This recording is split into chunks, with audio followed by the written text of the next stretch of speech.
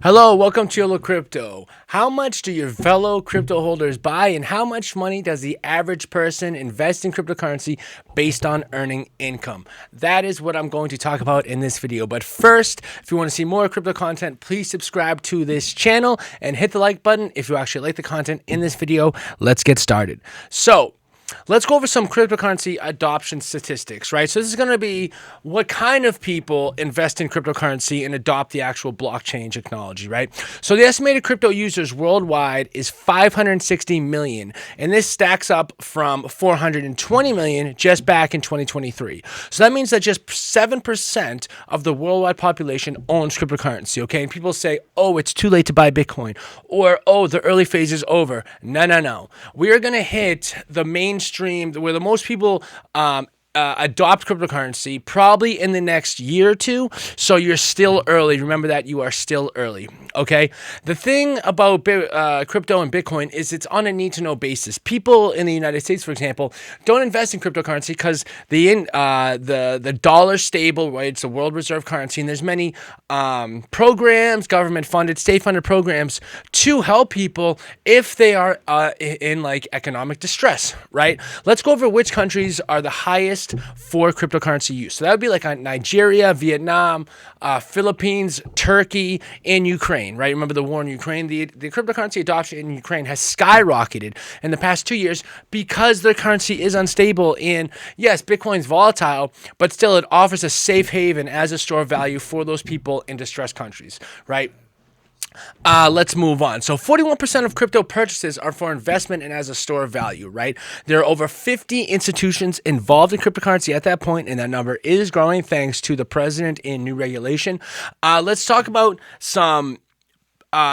some people, right? Some individuals. So Generation Z and millennials make up 65% of all crypto users, right? Mostly millennials. So women only make up about 25 to 35% of crypto users, but the number is growing, and I have some stats for you a little later in the video.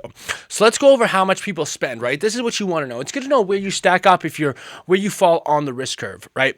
So the greatest influence here is your income. Let me share some earning facts so you can see where you stack up compared to the masses. So about 23% of upper income households have engaged in cryptocurrencies. With middle income households, this figure is at 18%, and with lower income households, it's at the lowest at about 14%.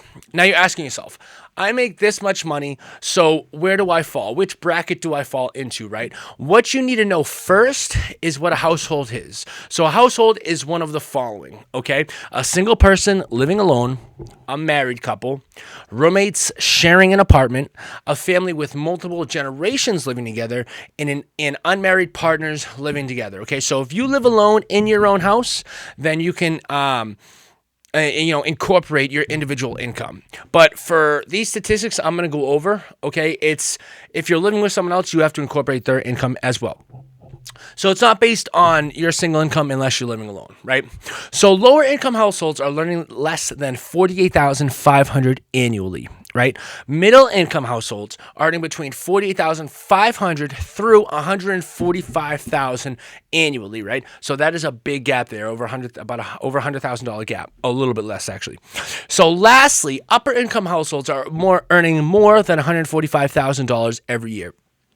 So how much money do these different incomes transfer into cryptocurrency purchases, right? So the lower income household bracket typically invests $50 to $500 total into crypto, or that would be about 2% less than their actual income, okay? The median crypto user has transferred approximately $500 to $5,000 into crypto accounts. So this equates to roughly 2 to 5% of income. Okay. In contrast, those with the highest income quartile have transferred often 10,000 to 100,000 into crypto, and this is typically greater than 5% of yearly income. Okay. Generally speaking, a lot more of HNW individuals or higher net worth individuals transfer more into cryptocurrency. Okay.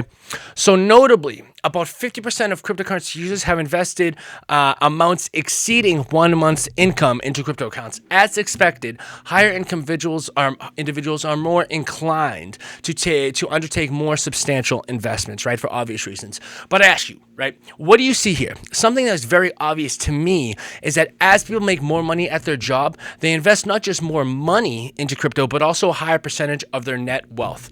Generally speaking, right, you can probably say that people who make more money usually have an higher IQ than people who are making much less money. And these people are more educated in terms of schooling. These higher earners are investing more, and this tells me that they see a higher potential for cryptocurrencies in the future, right? They say follow the smart money. Well, if the smarter people are putting more of their net worth into cryptocurrency, then maybe you should do the same. Now, if I could speak to someone in a lower income bracket, then I would say to them they should be investing more, right? I will give you my personal opinion. I mean, everybody should have at least 10% of their net worth invested into cryptocurrencies, NFTs, or blockchain technology. My exposure to cryptocurrency is about 96% of my liquid cash. Okay, this doesn't include my real estate equity, which is the majority of my net worth, actually. So I will post my Coinbase referral link below, and you can use that link to make an account and get a free $20 when you invest $20 or more, okay? That's free money. So if you don't have an account, especially if you're in the United States, I would suggest making a Coinbase account because they're regulated. If you sign up for Coinbase One, there is insurance, and they're publicly traded, so like all eyes are on them in terms of regulation, right? So they're not going to do anything wrong, and they're certainly not going to go bankrupt, right? As we saw a few years ago with FTX, Celsius, and BlockFi. The thing is, I don't really hold fiat. Other than a little daily spending account, my real estate account for mortgage payments, rent checks, and property maintenance, I don't have any fiat, okay? I keep it all in cryptocurrency. And seeing as how we're in a bull market, right, suspected, then I would suggest that you do the same. So the reason for my choice to hold crypto all comes down to my conviction, which is something that I cannot simply give you, okay? I can only tell you how I know Bitcoin and cryptocurrency will be in the future, and I position myself accordingly, right? Remember, there's only 21 million coins for Bitcoin, right? Or close to probably 18.5 million after you consider what's been lost, right? So now that you understand how much money certain income groups are investing into cryptocurrency, what do people actually buy? So I have some statistics for you to compare yourself to, right? These stats are considering people that are first purchasing cryptocurrency. So on the first purchase, the first week, the first time they really interact with their account, okay? Excuse me. Now, it's obvious, you'd think that most people buy Bitcoin, and that is true. Okay, 70 to 80% buy Bitcoin, and I would not argue with you if you only bought Bitcoin. I'm not a Bitcoin maximalist, but Bitcoin is where most of the value lies in terms of a store of value, right? Moving on, 20 to 30% buy Ethereum, 10 to 15% buy Dogecoin. I like Dogecoin too. 5 to 8% buy Solana. And surprisingly, about 5% buy Shiba Inu. Okay, now this goes to show you, I don't have the figures for XRP, but I'm sure they'd be very high. There's a big correlation between vast advertising and cryptocurrency market cap, right? Because you can have basically a shitty project and still advertise the hell out of it and onboard a lot of users and a lot of purchases, right? Lastly, a stablecoin of some kind is usually purchased somewhere along the way. Now, this is mostly for savings, and this is very, very commonly done in developing countries. And I'll mention Ukraine in this because they are the follower in that. What do you buy? Okay, I'm asking, what do you buy? Post a comment below and tell me what's in your personal cryptocurrency portfolio. A good rule of thumb to keep yourself safe is to tell people, because you're going to come and you're going to talk about crypto more and more as it gets more adopted, and people are going to ask, how much crypto do you buy? How much Bitcoin do you buy?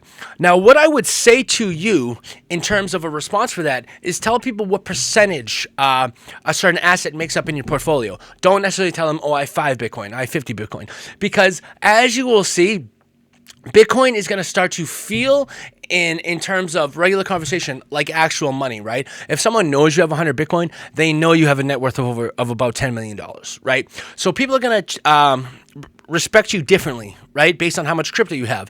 Now, you might like to brag about how much crypto you have, not something I would suggest, but you're going to make yourself a target is what I'm saying. Okay, so by telling people what percentage of certain crypto makes in your portfolio, you're not disclosing your actual amount of money in crypto portfolio, and that is going to keep you safe, so that is what I suggest for you. Now, some other things to consider in this video are that the age of cryptocurrency holders, right? What is that age? 18 to 34 years old, or 60% or more is actually in that age bracket. Okay. Now, why is this? This because it gets hard to change as you get older in terms of like where you put your money or what you invest in. Like if you look at Warren Buffett, right? He's not an idiot for not buying Bitcoin. He just has a fundamental way of investing that he's done for his whole life. How old is he? 150, 160 years old? I'm just kidding. But he's not going to change just like that because Bitcoin does not represent a company. We don't know who invented it, essentially. And there's nothing backing it. You could say the same thing about the US dollar and you'd be correct, right? Does he keep dollars? Yes, he does. But he's not going to go invest in something that's a virtual currency that is not backed by anything, okay? We see the value because of the scarcity, okay? But older people might not. Okay, 65% of crypto holders are males, okay? But the female group is growing fast, up from 17% in 2021 to about 35% in present day.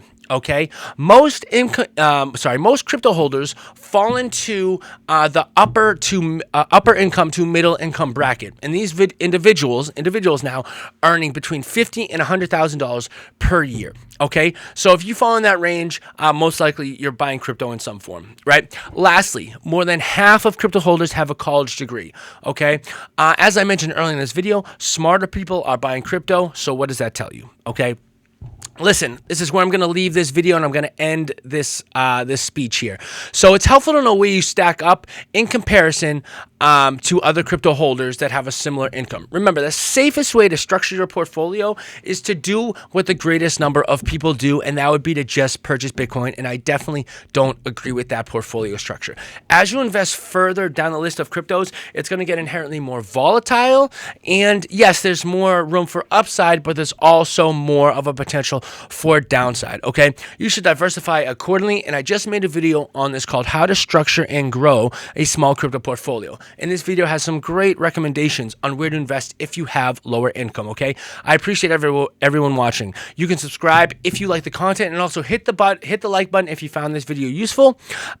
Finally, if you want me to make a deep dive video on a certain topic, do not hesitate to tell me in the comments section, okay? And I will make that video for you. I hope to see you next time. Thank you so much for watching.